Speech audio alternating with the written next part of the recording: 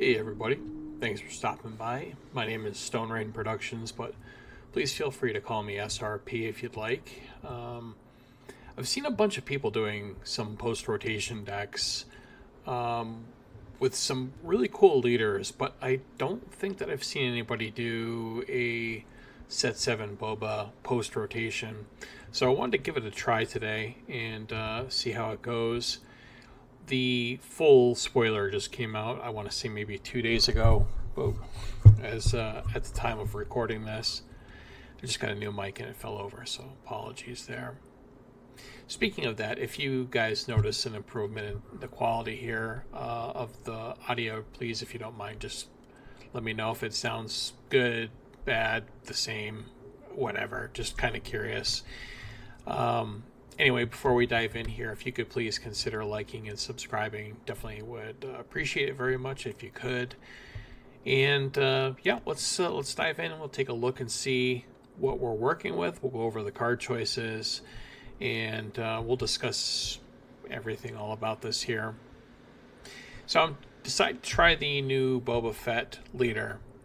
And so I had built this deck some time ago. Not some time ago. At the time of recording this, maybe about a week or so ago, maybe 10 days ago, when it had just come out.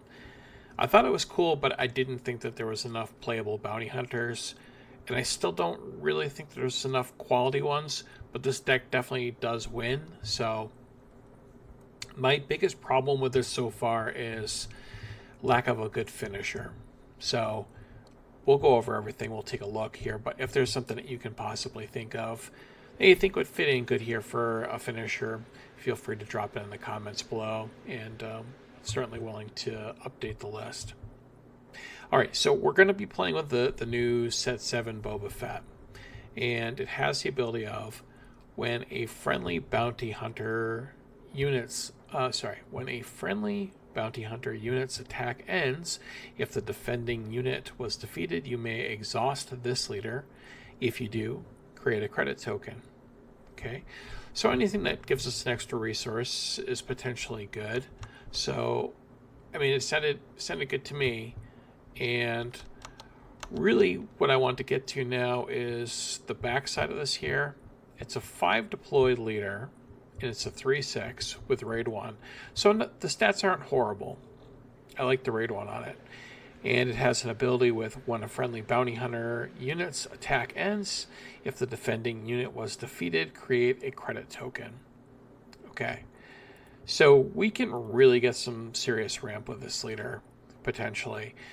And the cool thing about this is that the credits don't count towards like a leader deploy, for example. It's just a temporary resource. If anybody plays Magic, it's pretty similar to a treasure, for example. I'm pairing that with the yellow 30-point base. If you want to try something different, please feel free to do so. I just kind of wanted to go with green-yellow. There's a couple of cards that I liked. And there are definitely bounty hunters all over the different color combinations. I just liked where this was going the best, in my opinion. So let's go over everything and I'll explain why I chose what I did. The primary reason here being fully armed and operational. We don't have a lot of ambush anymore. And I think it's the Soresu Strike for the force decks. I'm not a big fan of it because you have to hold the card and you have to wait for a force unit. Then you have to play it. It's just a little cumbersome. I really like the fact with the old green one where you could just smuggle it out. You didn't have to worry about keeping it in your hand. This one has plot, so I like it for similar reasons. We can deploy it with our leader if we want to. And the cool thing about this is, yes, we have to wait for an opponent to attack our base with it, this one cost event, and it gives our unit ambush, but it does have plot, so worst case, if we deploy our leader, we can play this as well too. So it's just a good card, and I think it's about time for it to get a little bit of love. The next card I'm trying in here is Tandem Assault. I don't have a lot of space presence in here, but it's not going to auto lose to a space aggro deck. And I think some of the choices that we do have are pretty potentially good. So Tandem Assault is a 1-cost event. It says attack with a space unit. If you do, attack with a ground unit, and the ground unit gets +2/+0 for this attack. So we get to attack with a space unit, and then if we do, attack with a ground unit, and that ground unit gets +2/+0 for the attack. So kind of cool. We get to cheat kind of on our attack, get 2 in, and the extra +2/+0 is pretty good. So the main reason why I really wanted to go with yellow is I love Aura Singh. She's a bounty hunter, and while she's been one of the better 2-drops, I think that this deck really helps her shine quite a bit. The early game doesn't have a ton of bounty hunters. There's this and one other one. But Aura is definitely her best turn 1 play. She's a 2-cost 1/4 Underworld Bounty Hunter with Hidden and Raid 2, so she can't be attacked the first turn she comes into play. It's really good attacking for 3. We've got the Bounty Hunter clause. We can go from there. And just to reiterate here, Boba has the ability with one of friendly Bounty Hunter units. Attack ends if the defending unit was defeated. You may exhaust this leader if you do create a credit token. Okay, so just kind of keep that in the back of our mind. So if we attack and defeat something, we get to create a credit token. I'm playing 3 copies of Bib Fortuna, not Boba Fett. Bib Fortuna because it's Underworld, and I like some of the potential credit themes that this has. It's a 2-cost 3/2, and while the stats are not great, I think that the ability to potentially be able to get a credit token out of this is good. It has the ability of 1 played if you control another Underworld unit, create a credit token.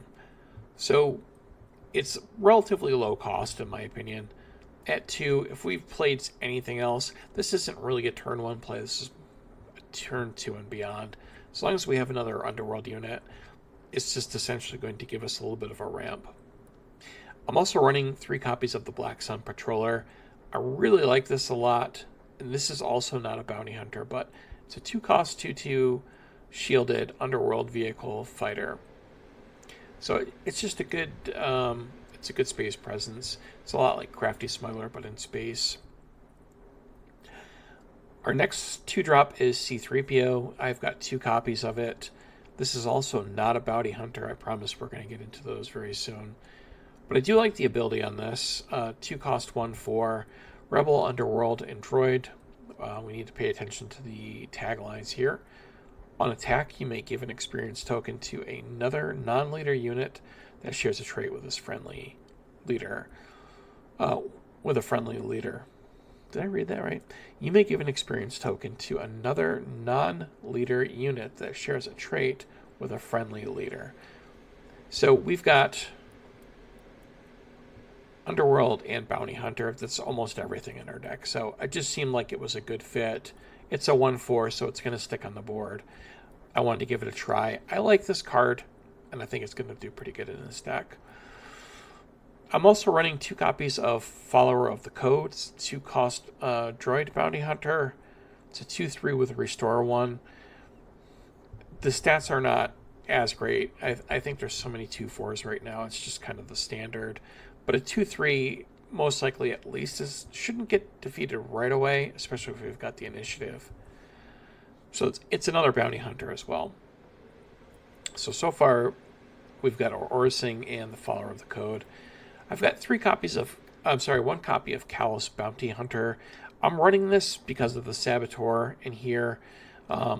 We want to be able to defeat units, and if we run into something that's got a lot of shields, we can bypass the shields with our Saboteur. It's a 3-cost 3/4. Stats aren't great, but Underworld Bounty Hunter, it's definitely not too bad. And I'm just running 1 anyway. I figure it is a low opportunity cost. 3 Contracted Hunter. It's a 4/4 Underworld Bounty Hunter with Ambush, and when the regroup phase starts, we get to defeat this. We're not planning on this living, obviously. This is going to be defeated at the end of our turn anyway, but if we run into something that's got 4 toughness and anything higher on offense and it takes it out, that's fine too. I'm treating this more of as a removal event essentially, but this will trigger Boba and give us a credit because this is going to get defeated, and hopefully we're going to defeat something with it as well too. I've got 3 copies of Death Space Skirmisher. As I said, our space presence isn't crazy, but we're not going to at least get embarrassed by our space. This is a 3-cost, 3/3 Underworld Vehicle Fighter.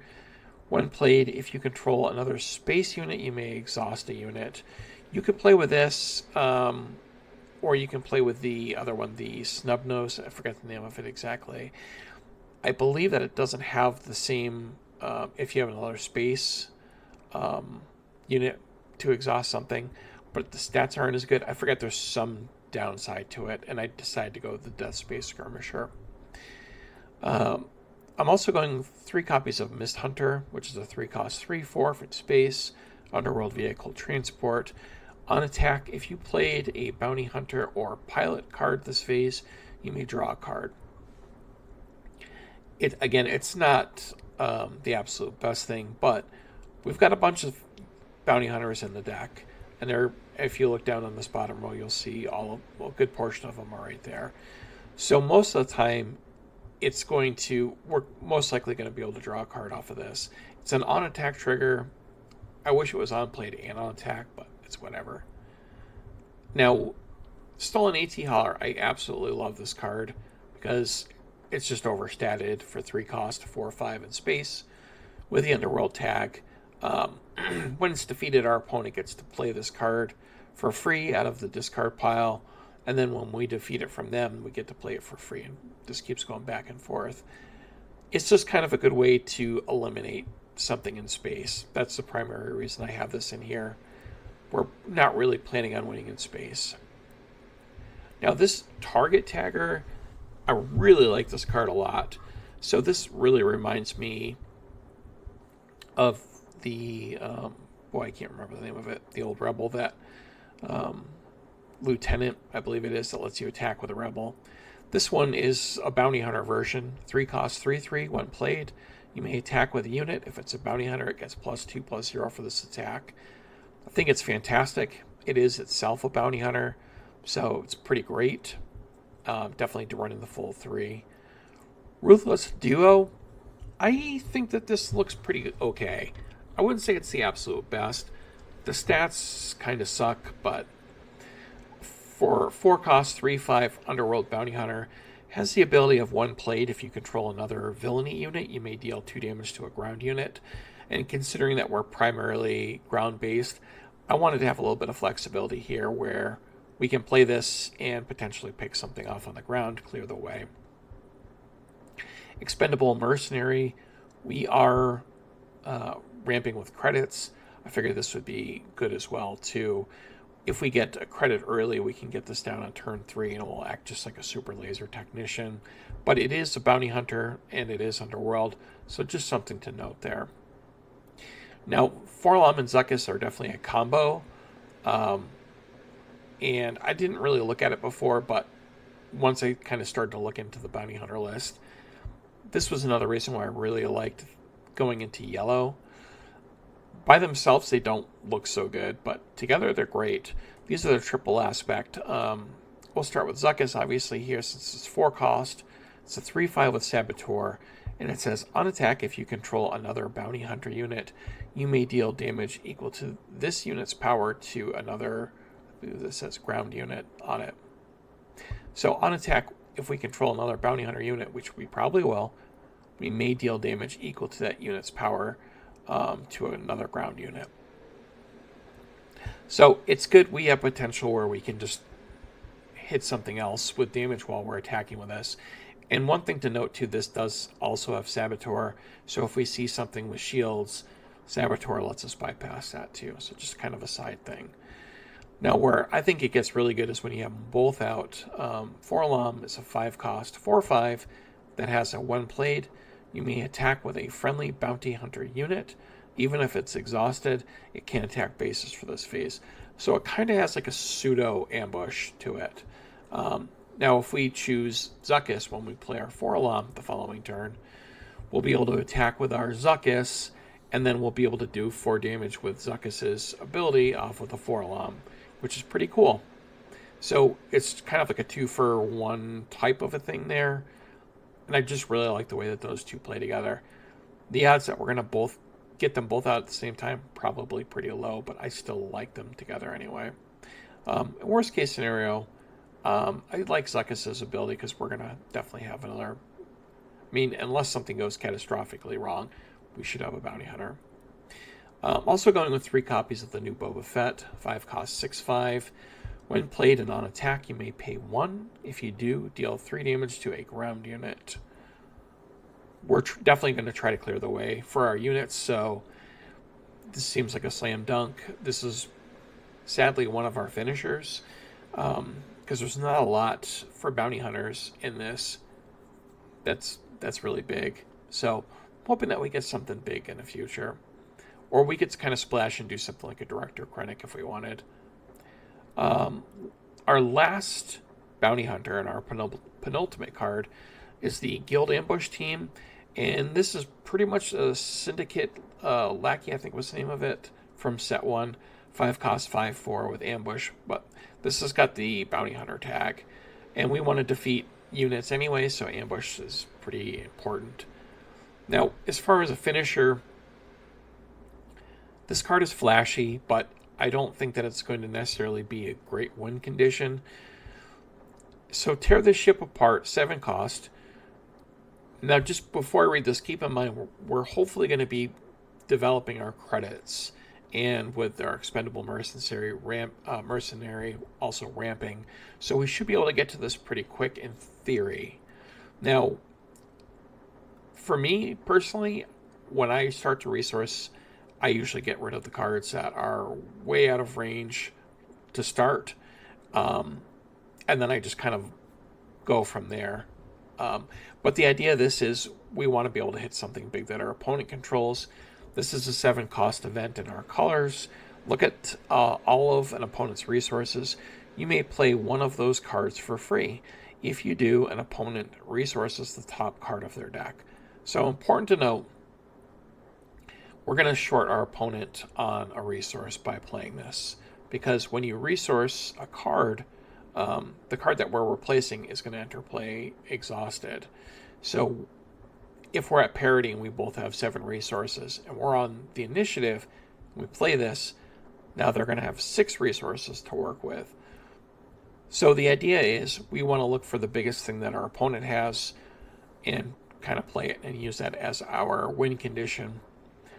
So I don't have a sideboard just yet, and I've been debating whether I want to stick with tear this ship apart as the win condition. But it's kind of really win by committee, just try to go a little bit wide and focus on our strategy. I honestly think that's really the only thing holding this back, is that there's not really a big finisher for this other than like Boba, which I don't even know if I would really consider that a win con by itself, but Tear the Ship Apart can do it. I'm really seriously thinking about playing the Krennic as well. I think it's 8 cost or 9 cost. But yeah, that's the list here. I would love to hear your comments. I know my voice is really scratchy. I'm going to get some water after this. Don't know why, but yeah, I like this deck. I think it's got a lot of potential. I did play a couple of games with it, and it's very fun. I was extremely competitive with it as well, too. It's really lacking the finisher. So if you decide to pick this up, put that in the back of your head at least, and just, kind of think about what you would like to do for a finisher on this. This would be a perfect deck for the set 1 green Devastator, the 10 damage thing. But yeah, that's it. If you try it, let me know how you do. Let me know if you like it, what you would suggest as a change. Feel free to leave any kind of a message down there. The engagement is great, of course, and just wanted to say thanks for stopping by, checking out the content, jeez. And may the force be with you, my friends. I hope that you're all doing well. Take care.